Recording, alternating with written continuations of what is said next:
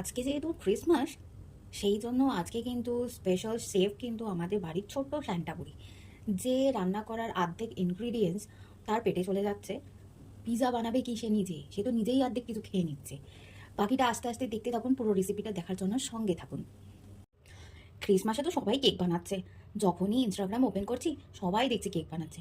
সেই জন্য আমি ভাবলাম আজকে কেক না বানিয়ে একটু পিৎজা বানাই, বেশ কালারফুল। কিছুই না, ঘরে থাকা কিছু উপকরণ নিয়ে আজকে পিৎজা বানাচ্ছি। একটু আটা মাখা ছিল, সেই আটাটার প্রথমে একটা বড় রুটি বেলতে হবে আর একটা ছোট সাইজের রুটি বেলতে হবে। তারপরেতে ঘরে থাকা ঘরে থাকা ওই সবজিগুলো ছোট ছোট করে কেটে নিয়েছি। আর কিছু চিজ লাগবে, ব্যাস খুব সামান্যই উপকরণ লাগবে। রুটিটা বানিয়ে নিয়ে বড় রুটিটার মধ্যে ছোট ছোট চিজগুলো সাজিয়ে নিতে হবে, তারপর ওপর থেকে ছোট রুটিটা দিয়ে ফোল্ড করে নিতে হবে।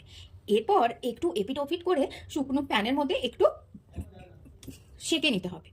ওপর থেকে একটু ফুটো ফুটো করে দিতে হবে। শেখার ভিডিওটা আমার করা হয়ে ওঠেনি। এরপর ওপর থেকে পিৎজা সস লাগিয়ে দিয়ে পছন্দ মতো যে কোনো টপিংস দিয়ে সাজিয়ে নিতে হবে।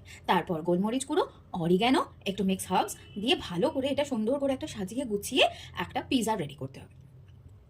এরপর প্যানের মধ্যে একটু বাটার গ্রিস করে নিয়ে ওই পিৎজাটা দিয়ে দিতে হবে। দেওয়ার পর ঢাকনা দিয়ে ওই 5 থেকে 7-8 মিনিট রাখলেই পিৎজা একদম রেডি।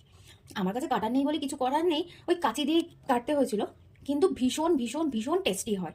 এরকম হোমমেড পিৎজা একদম বাড়িতে বানানো, একদম ময়দা ছাড়া, ইস্ট ছাড়া, একদম হোমমেড পিৎজা। আজকে ক্রিসমাস পার্টি একদম জমজমাট।